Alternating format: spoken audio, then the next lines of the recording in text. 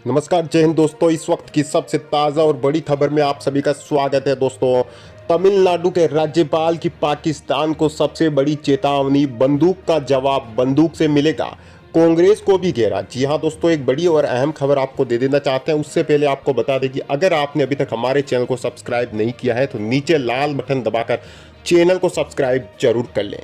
दोस्तों आपको बता देना चाहते हैं, वैसे भी दोस्तों पाकिस्तान के जो है उल्टे दिन शुरू हो चुके हैं। जी हाँ दोस्तों, एक तरफ पाकिस्तान में पीओके को लेकर डर साफ दिखाई दे रहा है। पाकिस्तान समझ चुका है कि आने वाले वक्त में हिंदुस्तान पीओके को वापस लेकर ही दम लेगा। जी हाँ दोस्तों, पाकिस्तान अच्छी तरीके से जान चुका है कि भारत की भारतीय जनता पार्टी यानी कि मोदी सरकार हर हाल में आने वाले वक्त में पीओके को वापस जरूर लेगी। पीओके पहले भी हिंदुस्तान का हिस्सा था, आज भी हिंदुस्तान का हिस्सा है और हमेशा हिंदुस्तान का एक अभिन्न अंग रहेगा, हमेशा हिंदुस्तान का हिस्सा ही रहेगा, भले ही पाकिस्तान उसे अपना कब्जा बताता आया हो।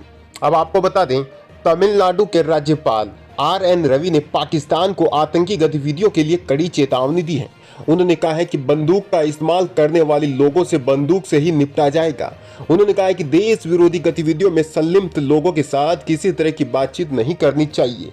कोच्चि में एक कार्यक्रम में रविवार को RN रवि ने कहा, हिंसा के खिलाफ जीरो टॉलरेंस होना चाहिए। कोई भी अगर बंदूक का इस्तेमाल करता है तो उससे बंदूक से निपटा जाना चाहिए। जो लोग देश की एकता और अखंडता के खिलाफ बात करते हैं उनसे कोई बातचीत नहीं की जाए। 8 वर्षों में किसी भी सशस्त्र समूह के साथ सरेंडर करने के अलावा कोई बात नहीं की गई है। इसी के साथ उन्होंने पूर्व की यूपीए सरकार को कटघरे में लिया है। RN रवि ने कहा, जब 26/11 को मुंबई में आतंकी हमला हुआ था तो पूरे देश आहत था।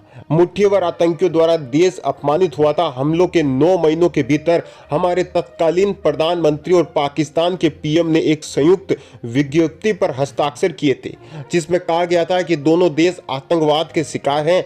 यह क्या है? क्या हम स्पष्ट हैं? क्या हमें शत्रु बोध है? ये साफ होना चाहिए कि पाकिस्तान दोस्त है या दुश्मन। पुलवामा हमले के बाद हमने वायु बल द्वारा पाकिस्तान के बालाकोट में पलटवार किया। संदेश यह था कि अगर आप आतंकवादी कृत्य करते हैं तो आपको इसकी कीमत चुकानी पड़ेगी।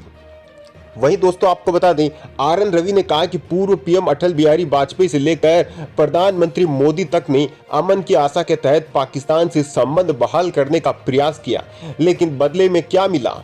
करगिल, उरी हमला और फिर पुलवामा में हमला, सिलसिला यही नहीं रुका। जी हाँ दोस्तों, एक बात तो साफ है दोस्तों कि पाकिस्तान जो है अक्सर हिंदुस्तान यानी कि हमारे देश के लिए कुछ ना कुछ साजिशें रचता आया है। अभी हाल ही में दोस्तों राजनाथ सिंह जी जो कि भारत के रक्षा मंत्री हैं, उन्होंने कड़े शब्दों में कहा है कि पीओके जो है हिंदुस्तान का हिस्सा है और CPEC के ऊपर भी उन्होंने साफ कर दिया है भारत की सरकार ने कि अगर पाकिस्तान और चीन CPEC के अंदर अगर किसी तरह का कोई भी कार्य करते हैं, वहाँ पर किसी भी तरह का निवेश करते हैं व्यापार के दृष्टिकोण से, तो उन्हें चेतावनी भी दे दी गई है। इसका कारण यह है कि आने वाले वक्त में पीओके हिंदुस्तान का हिस्सा बन के रहेगा। इसके लिए दोस्तों काफ़ी सालों से दोस्तों तैयारियां तो चल ही रही है।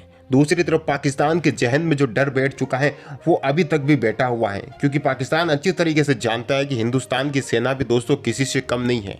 दुनिया में सबसे शक्तिशाली सेनाओं में शामिल है हमारी भारतीय सेना, हमारे भारत माता की वीर जवान।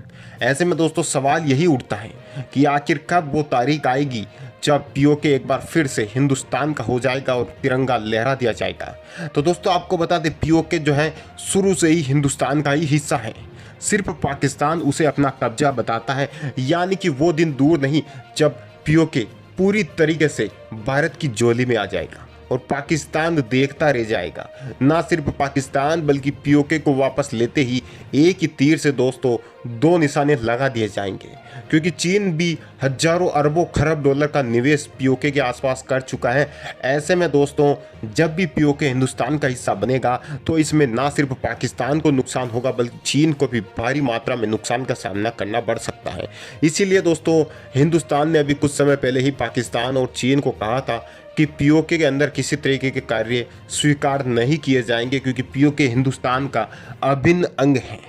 यानी कि दोस्तों पीओके को वापस लेने के लिए आने वाले वक्त में कमर पूरी तरीके से कस ली जाएगी और पाकिस्तान देखता रह जाएगा। यही नहीं दोस्तों, पीओके जो है शुरू से भारत का हिस्सा रहा है, भले ही भारत के खिलाफ दूसरे देशों को भड़काने के लिए पाकिस्तान लगातार विदेश दौरे करता आया हो। आपने देखा होगा पूर्व प्रधानमंत्री इमरान खान भी लगातार एक एक करके अलग अलग देशों की यात्रा कर चुके थे, लगातार भारत के खिलाफ जो है दूसरे देशों को भड़का रहे थे। यही नहीं, पीओके को जो है पीओके का मुद्दा अंतर्राष्ट्रीय स्तर पर उठाने की कोशिश करते हैं पाकिस्तान वाले, लेकिन ये चीज़ भूल चुके हैं कि इस वक्त दुनिया जो है यहाँ पर सच्चाई जान चुकी है और दुनिया भी जो है पाकिस्तान पर नकेल कसने की तैयारी में, क्योंकि लगातार कर्ज तले पाकिस्तान दबता जा रहा है।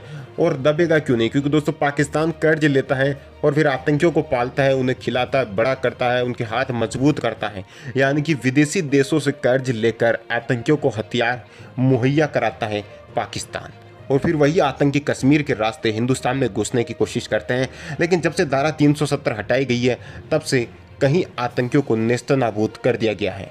अब दोस्तों हर महीने या 2 महीने के अंदर कभी कभार आतंकी घटनाएं होती हैं, आतंकी हिंदुस्तान में घुसने की कोशिश करते हैं, लेकिन जहां भी हमारे हिंदुस्तान के वीर फौजी भाइयों ने, भारत माता की रक्षा करने वाले वीर जवान उन्हें देख लेते हैं, एक पल में दोस्तों उनको वहीं जमींदोज कर देते हैं, यानी कि दोस्तों उनके मंसूबों पर पानी फेर देते हैं।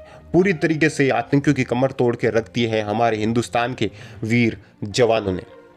अब भी पाकिस्तान रोजाना नई नई चाल खेलता है, कभी पीओके को लेकर तो कभी दूसरे देशों से कर्ज लेने की, क्योंकि आपको पता होगा पाकिस्तान बुरी तरीके से कर्ज के अंदर फंसा हुआ है। कोई भी ऐसा रास्ता बचा हुआ नहीं है जिससे पाकिस्तान की अर्थव्यवस्था वापस पटरी पर आ जाए।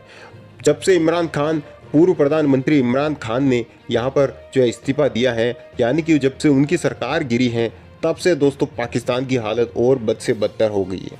या यूँ कहा जाए कि जब पाकिस्तान के प्रधानमंत्री इमरान खान थे उस वक्त भी पाकिस्तान की हालत पिछले 3-4 सालों में बुरी तरीके से आर्थिक स्थिति की कमर टूट चुकी है।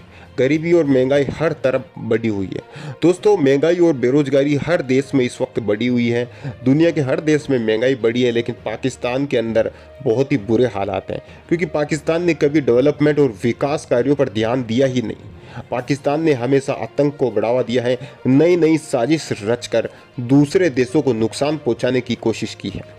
कई बार आतंकी कश्मीर के रास्ते हिंदुस्तान में घुस जाते हैं और जब उनको हमारे हिंदुस्तान की वीर आर्मी के जवान ढेर कर देते हैं तो पाकिस्तान दोस्तों कभी भी ये नहीं कहता है कि ये हमारे यहाँ से गए हैं, बल्कि पाकिस्तान को अगर आप सबूत भी दे दें इसके बावजूद पाकिस्तान इस चीज़ को स्वीकार ही नहीं करता है। तो फिर सवाल यह है कि आखिर वो आतंकवादी किस देश से आ रहे हैं? एक ही तो देश है, वो है पाकिस्तान। लगातार आतंकी गतिविधियों का गढ़ माना जाता है दोस्तों पाकिस्तान, क्योंकि पाकिस्तान के जंगलों में और भारतीय बॉर्डर के आसपास जहां पाकिस्तान के जंगल हैं वहां पर आतंकियों के कई कैंप चलते हैं। इससे पहले भी दोस्तों हिंदुस्तान के लड़ाकू विमान गरजते हुए पाकिस्तान के आतंकियों के कई तंबू उड़ा चुके हैं। आपने देखा होगा 2 से 3 बार हिंदुस्तान पाकिस्तान में घुसा था पिछले 3-4 सालों में और बुरी तरीके से पाकिस्तान को पछाड़ चुका है। उसके बाद भी पाकिस्तान सुधरने का नाम नहीं ले रहा है। लगता है कि अब पीओके के साथ साथ पाकिस्तान का पुराना हिसाब भी बराबर करना पड़ेगा। इसके अलावा आजकल चीन भी जो है दोस्तों भारत के खिलाफ नई नई साजिश से रचने की कोशिश करता है। कहने को तो हर 3 महीने या 6 महीने में कमांडर स्तर की कोर बैठक करता है चीन, लेकिन उस बैठक के खत्म होने के बाद फिर से पीठ पीछे छुरा घोंपने वाली हरकतें कर देता है। तो अब ऐसे में सवाल यह उठता है कि जब पीओके का हिसाब वापस पूरा किया जाएगा तब क्या चीन का हिसाब भी उसके साथ पूरी तरीके से निपटा दिया जाएगा? क्योंकि चीन लगातार पिछले 2-3 सालों से हिंदुस्तान पर नज़र गड़ाए बैठा है। हालांकि हिंदुस्तान की आर्मी भी पूरी तरीके से सतर्क है चीन और पाकिस्तान से एक साथ निपटने के लिए। आने वाले वक्त में दोस्तों चीन की भी कई साजिशें हैं और चीन के जय हिंद वंदे मातरम। दोस्तों चीन और ताइवान से जुड़ी हुई इस वक्त की सबसे बड़ी खबर आ रही। चीन और ताइवान के बीच तनाव बढ़ता जा रहा है और इसी बीच अमेरिका का बड़ा फैसला सामने निकल कर आ रहा है कि चीन और ताइवान के बीच में अगर जंग छिड़ती है तो अमेरिका की इसमें एंट्री हो सकती है। दोस्तों चीन और ताइवान के बीच तनाव गहराता जा रहा है। ताइवान के रक्षा मंत्री चेऊ कोचेंग ने चीन को 2 टूक शब्दों में कह दिया कि ताइवान अपने बचाव के लिए पूरी तरह तैयार है। ताइवान के रक्षा मंत्री का साफ कह दिया है कि अगर चीन उनके देश के ऊपर आक्रमण करता है और दुनिया का कोई भी देश अगर उनकी सहायता नहीं करता तो ताइवान खुद लड़ने के लिए तैयार है। साथ में ताइवान के रक्षा मंत्री ने यह भी कहा कि अमेरिका उनकी सहायता करने के लिए पूरी तरह से तैयार है।